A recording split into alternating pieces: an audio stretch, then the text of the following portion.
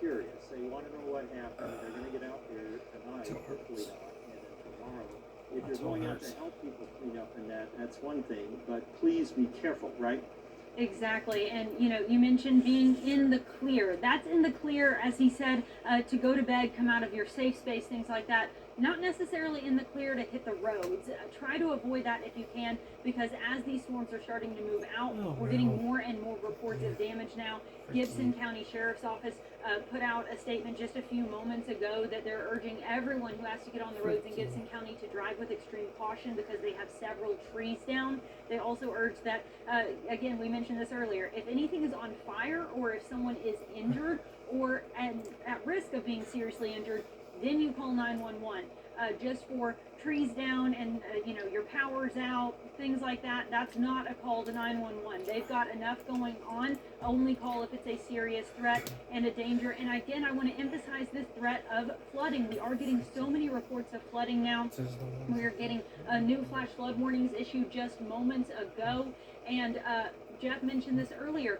Flooding, year after year, consistently kills more people than tornadoes, and oftentimes those deaths are avoidable. It's because people think they can make it through those floodwaters when in fact they cannot. And we're already getting reports of in Davis County and Owensboro, they have a stranded driver there who tried to drive through the floodwaters and didn't make it across. We've also got a report of a water rescue happening in Roberts, a similar situation there in Henderson County. So again, I really want to urge you, if you can stay off the roads tonight, just don't get out. There's too many power lines down, there's too many trees down, there's too much flooding for it to be safe for you to be out driving around. And especially in the dark, it's going to be even harder to see those hazards. Especially at night, flooding can be very difficult to spot, and you can be in too deep before you even realize what's happening, and then you lose control of your car. Now the first responders have to come rescue you when they could be helping someone else. So if at all possible, just stay off the roads tonight. And if you do run into a down tree, floodwaters, things like that, if it's a down tree over a major roadway, call 911. If it's floodwaters, turn around. Go the other way. Do not try to drive through it. Again, we've already had reports of people getting stuck in these floodwaters tonight. Don't add to the problem. Stay off the roads if at all possible. As the last of these storms are starting to work their way out of the tri-state, the flooding is still going to linger for a few hours more. I'll send it back over to Jeff for another update. Jeff? Okay, Arden, you mentioned the flood warnings, and we've tacked on a couple more here now. Muhlenberg County, Hopkins County now in flash flood warnings until 12:45 a.m. Virtually all of western Kentucky here, with the exception of Hancock and Ohio County. Still some heavy rain coming down there at this time. As I move the radar here, this will give you a little more accurate depiction of the intensities down there. We're going to go back to the regular traditional radar there, the reflectivity. We're now, our tornado warning has been altered there. It now only includes Butler County down here to the southeast, and the other warning for the confirmed, that still had an expiration time of 10:15 on it. So let's check that warning time again there. And yeah, so 10:15, but that's the one now over in Butler County only. So that's out of the viewing area. And then we still have a tornado warning there that was to go until 10:15. We're check velocity here. And you can see, though, that the threatening part of the storm has moved out. It's over here by Silver City and Quality in western Kentucky. So that is how the storms South Central Kentucky, you idiot. And we will check. Arden's going to check there with the National. Well, I mean, he's not an idiot, but Butler County is not in western Kentucky. It's in South Central Kentucky. Meanwhile, we still have, if you go over Jeff here, Lyons, get your facts straight. Extreme southern Hopkins County, we've got about 10 more minutes on that warning.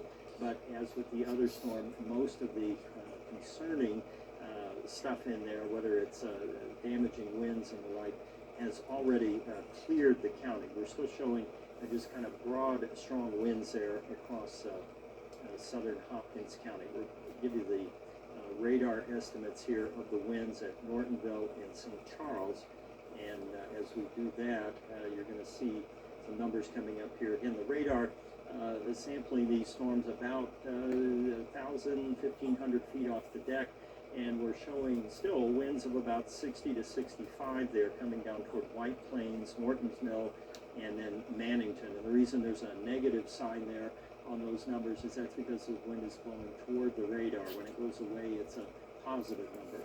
A little radar trivia for you there, but that's why you'll see a negative sign sometimes when we show you wind data.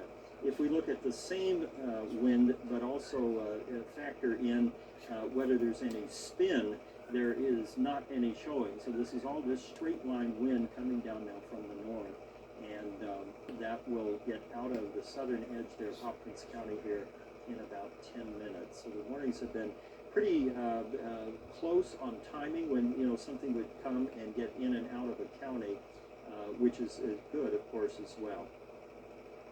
Back down to the southern edge here of the tri-state, which is where all the action is right now. Wanted to show you the lightning count down here, because that's one way that we measure whether the storm is increasing in intensity or if it's dropping out. And you'll notice, if you just kind of look at it, the number of lightning strikes has definitely declined here just in the last 15 minutes or so. So that, again, is a good sign. It means that the storms have basically played themselves out. They've used all the energy available in the atmosphere. There's none left to produce lightning. But in the path of these, of course, we have the aftermath, and that will include flooding and tree power line damage, perhaps house damage, and many other disruptive things out there too. So that is where we stand at the moment. We're going to give it just a couple more spins here, and then we're going to get over to news to let you know what's been going on here. And again, if you have pictures and reports in that, the best way to get them to us is to submit them through our website, 14news.com, and that way it'll go into kind of a central location where everybody then in the newsroom can see it, and we can kind of process those reports very easily. You go to our webpage, 14news.com, and once you get on there, what you'll do is navigate. Just basically, it's the second thing on. If you hit those three bars, you'll see send us your photos and videos. Use that feature, and when you do that, you'll get a little box here. Just drop your media into that, drag and drop, and you can do it. That's if you're using a computer or laptop or something like that. If you want to do it by the app, it's actually pretty easy to do it that way too. The National Weather Service, I think they got it. I think they're confused. The share function or the submit function on the 14 First Alert app, and you can send us Butler County is in Let's go South back over Central to Hardin. Kentucky, not Western Kentucky. Same thing. We are, and the National Weather Service out of Paducah, saying essentially the same thing we were. That storm out of Muhlenberg County, the storm that prompted that tornado warning, has now moved out of the area, and that warning will be allowed to expire. So again, communicating with the National Weather Service, they're seeing the same thing we are. That storm that prompted that tornado warning in Muhlenberg County has now moved out of Muhlenberg County into Butler County, and so that warning for Muhlenberg County is being allowed to expire. As these storms move out, we're also still getting more damage reports. Just moments ago, we got some reports from emergency managers. Butler County is not owned by the Weather Service in Paducah. They're owned by the National Weather Service in Louisville. How extreme that damage is, but they said approximately 20 homes are damaged in the Charleston community that's north of Dawson Springs in Hopkins County. So we are still getting reports in of damage now as these storms are moving out. But that tornado warning for Muhlenberg County, that storm has officially moved out of Muhlenberg County and is being allowed to expire. I'll send it back over to Jeff now. Jeff? Okay, Arden, we appreciate that. And of course, now as we look, the worst of it has now moved out of the southern edge here of Hopkins County. Still some heavy rain, but not the tornado threat or wind threat here in southern Muhlenberg. And Ohio County, we still have, this is right up in here, we still have a little heavy rain showing up there just out to the south of Hartford at this time, but no wind, or at least no damaging winds showing up in there too. It might be a little breezy, and in fact we're going to just check the wind there to make sure. But you can see Ohio County now in the clear from any sort of damaging winds, uplifts, or anything like that. So we are in good shape there. We're coming up on 10:10, and so what we're going to do is kind of ease into news coverage, of course, of the storms here. Arden and I are going to be here, and we're going to be checking back in with you frequently here during the news as needed.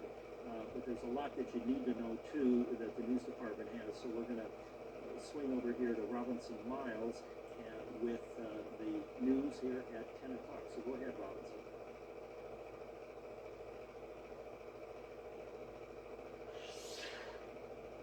I mean, this wasn't really a hit that we could take right now, so. A family in Madisonville was hit hard by the storms which moved through this morning. And this happened as they're expecting twin girls. Now, the tri-state isn't alone. Places around the country were hit hard by severe weather last night and today. In some places, it even had deadly consequences.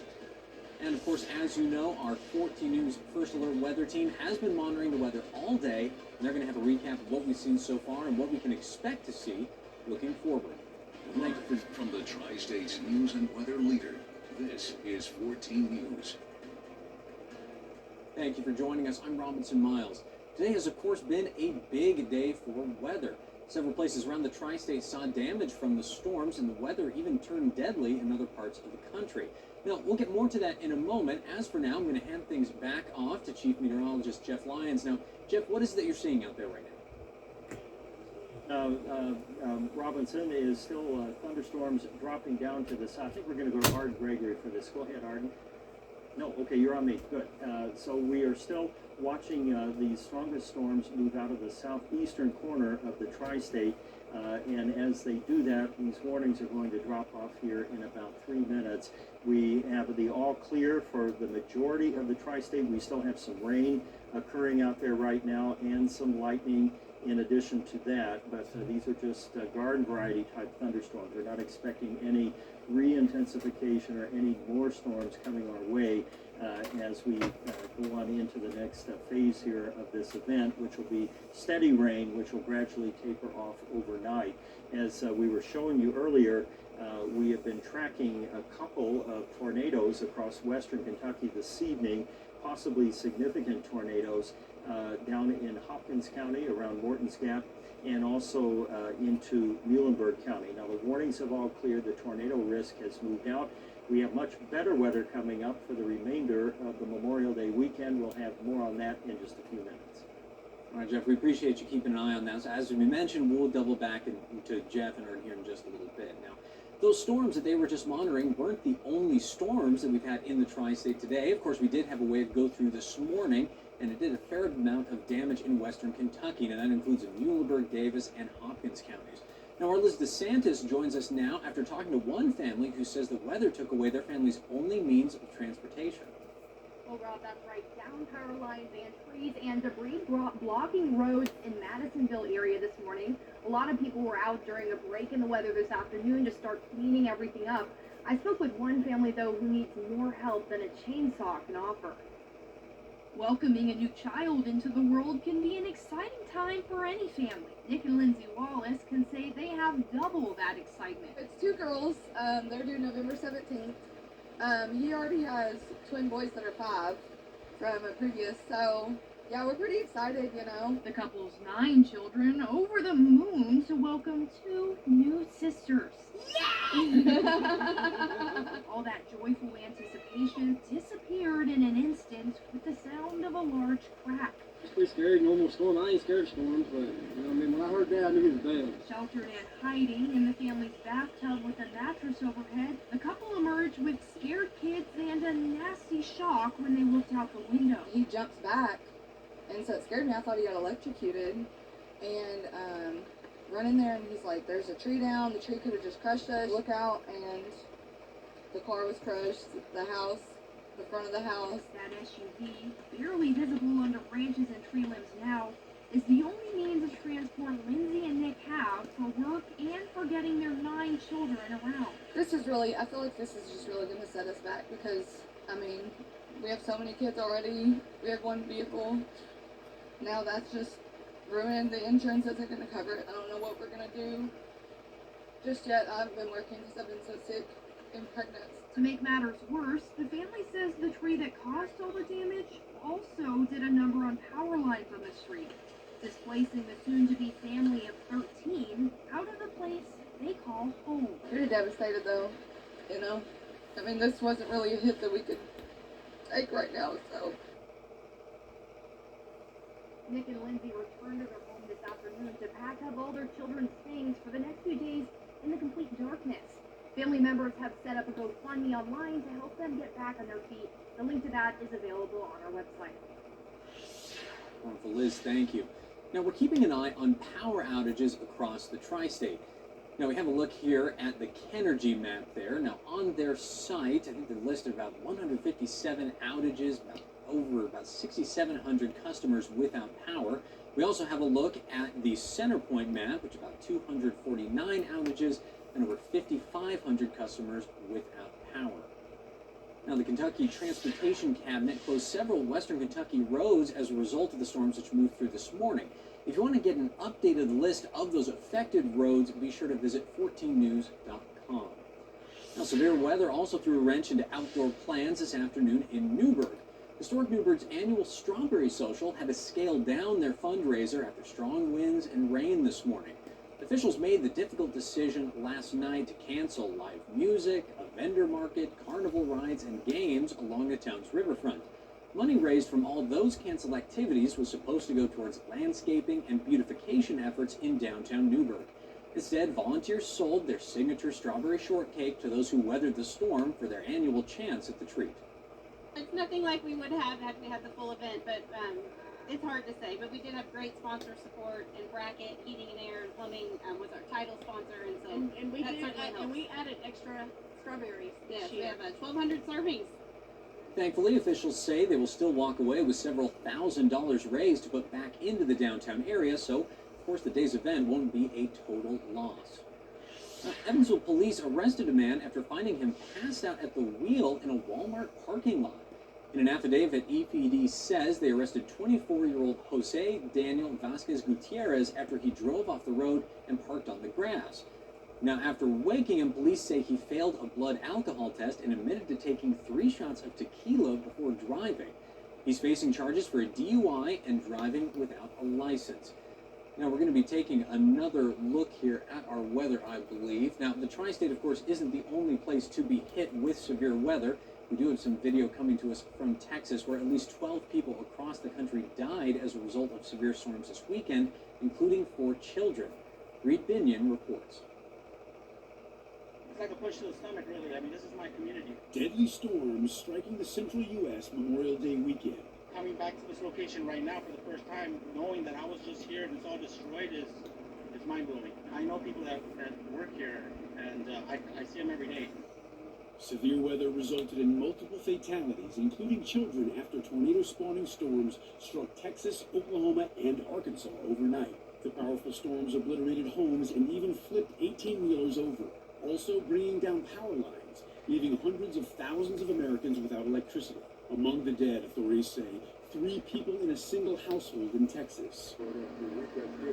Also in Texas, multiple injuries were reported after 60 to 80 people were trapped inside a Shell gas station.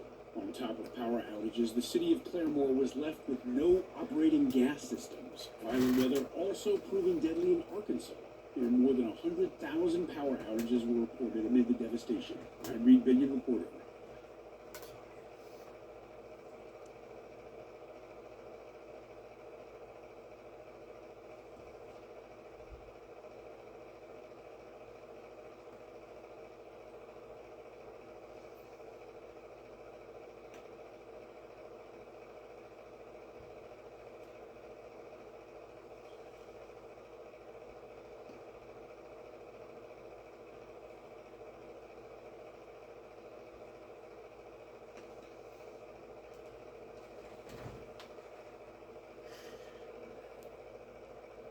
News and weather leader.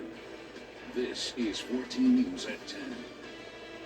Well, it's been 4 years since the death of George Floyd in Minneapolis, when a police officer knelt on his neck for over 9 minutes. Now, at that time, his death sparked a wave of protests. Now, people continue to work for change.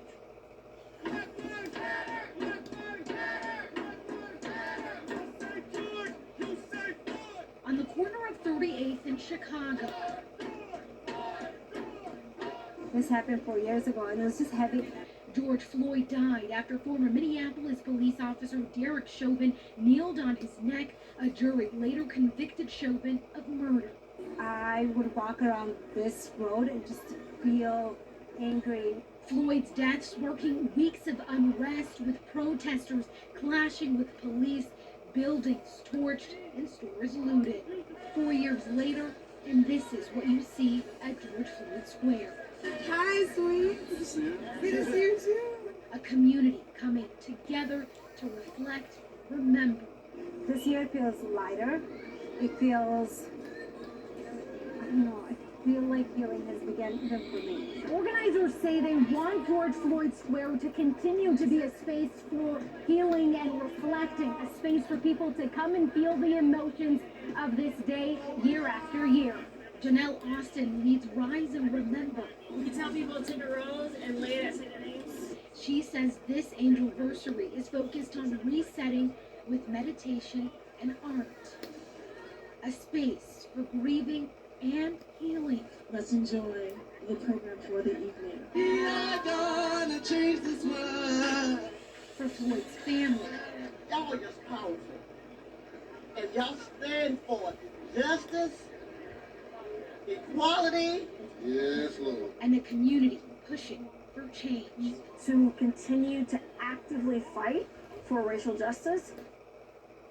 Now, plans are already in the works for next year's Remembrance event. Until then, organizers hope there is movement on a federal police reform bill.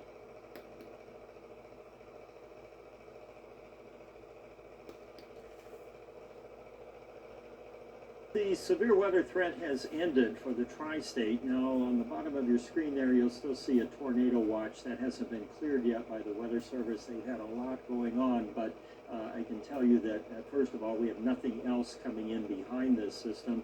And secondly, the storms that we had here in 2 waves this evening pretty much used up every last drop of energy in the atmosphere, at least energy that would be necessary for severe storms. In the wake of these thunderstorms, in addition to the damage, we will have flooding that will continue overnight into the first part of tomorrow. So that morning drive tomorrow, maybe not a commute, but if you're trying to get somewhere, particularly in western Kentucky, you'll likely run into some flooded roadways out there. So keep that in mind.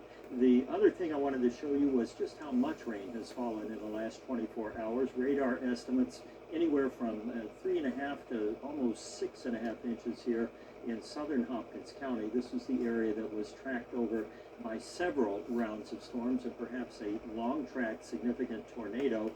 Some of those reports now starting to come in here, including Dawson Springs, where unfortunately we now have 20 homes in the Charleston community north of Dawson Springs were damaged or destroyed down there. So definitely a lot of impact from this system, which is now pushing into Louisville to the east, Bowling Green there to the south, and down toward Clarksville, and eventually into Nashville here a little later on tonight. As far as our threats go, we are done. Of course, we had the tornado threat, which has now come to an end, and then we are in the clear all the way through the weekend. No severe thunderstorms, no thunderstorms, even rain showing up in the short term or the long term. Here's the hour-by-hour forecast for overnight. You saw basically clear. That means out the door on Monday, we're looking at partly sunny skies and not as warm and muggy, only up to about 77 degrees or so. Much of the Midwest finally taking a needed break from the severe weather. And as we go through the next several days, we will be in a dry northwesterly flow, which will preclude any kind of storm development out there. And probably we will get quite a bit of sunshine in the bargain as well. Our temperatures are going to ease back down into the normal range with highs near 80 and lows around 60 into the middle 50s.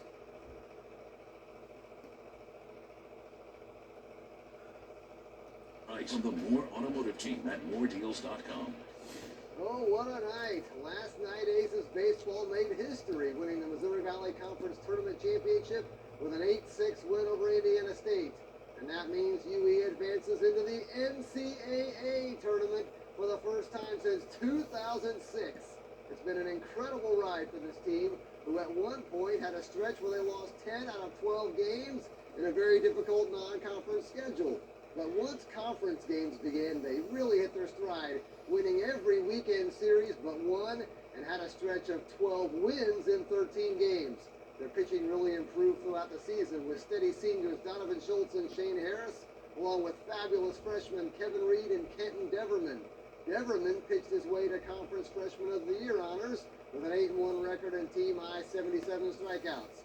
Meanwhile, the offense lived up to the hype, punishing opposing pitchers with over 600 total hits, 460 runs, 150 doubles, and a .507 slugging percentage, all of which are in the top 50 in the nation in Division I.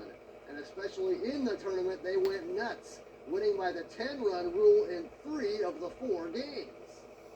It's crazy, we did do it the first game, and you're like, all right, and every game's not going to be like that. We do it the second game, and then we do it the third game. So it's just like, man, wow. I don't really have any words for it. Everybody was just super locked in at the plate. Everybody wanted this real bad, and we went out there and got it. That's what a lineup 1 through 9, where every guy can contribute and everyone can help the team in a big way. And we have that consistency 1 through 9. You have confidence in not trying to do too much to the plate. You can take your walks, you can take your singles because you know the guy behind you will pick you up. So it's just trusting the guy behind you and knowing that when it all clicked like it did this weekend at the perfect time, that we can do what we did. And it's one of the most impressive offensive showings I've ever been a part of, and it's surreal. We earned that. We played 3 really great baseball games, and our offense was explosive for 3 games. We fed off one another. We feel top to bottom of our lineup. We could really deliver some barrels and just grind it out at bats. And I just feel like we had a lot of guys really play out of their mind this week. Really just a remarkable effort, top to bottom. Our seniors is something who I really want to commend. They've really changed the trajectory of this program, and just it's going to be great to have a banner out there on that outfield wall forever. The offense definitely gave UE fans a lot to cheer about, and those Aces fans turned out in droves. Over 1,500 people were on hand for last night's championship game alone, which of course includes a nice number of fans for Indiana State. But it wasn't just that game. The total number of fans for all 4 games the Aces played in was 4,122 people who came out to cheer them on, and the team tells us those fans made a huge difference. It's so bittersweet. I mean, it was hard last year watching them celebrate in front of their crowd, and for this year to flip the script in front of all the fans who came out, which, by the way, thank you to everybody who came out and supported us. It means so much to us, you guys don't even know. We always go out there and play hard, but when we have crowds like this, it just makes us fun an extra gear. We can push through pain, we can push through soreness, fatigue, it doesn't really matter. It was a game changer. Anytime that something small happened, we had the whole stands going crazy. That's why we wanted to host so bad, because we know that we would get the crowds, and we knew that we would be able to create momentum with it. And I want to send the thanks out to everyone that came out and supported. It was a great time. Obviously, we create our own energy no matter what, but just having them behind us, feeling the support, hearing it, it was awesome. They showed up all week for us, 9 a.m. on Wednesday, 11 o'clock on Friday, and for our doubleheader today, they showed up. And just couldn't be more proud of our program, our athletic department, our university, and this city to come out here and support these great baseball players. And that was a fun celebration last night. We went back to Witness, which lasted till almost midnight. So now the Aces get ready for the NCAA tournament, which begins Friday. UE will find out which regional they're going to, their first-round opponent, and the other teams in the regional tomorrow at 11 a.m. on the tournament selection show. Of course, we'll be there. In high school baseball, tomorrow is a busy day for sectional semifinals and championships, too. The Class 4A and 2A sectionals will now both be at Bosse Field. Let's take a look at this updated schedule as we have it now. Here are the 2 sectional title games already set, and they're now both at Bosse Field. Castle plays Central at 1 o'clock, and then Modern Day plays North Posey at about 4 o'clock. As for the other baseball sectionals, here's the schedule for those. There are semifinal and championship games at Princeton, Jasper, and Northeast DuBois. The start times at DuBois were moved back, with game 1 starting at 2 o'clock Eastern. And also tomorrow are the Kentucky baseball and softball region tournaments, starting in both the 2nd and 3rd regions.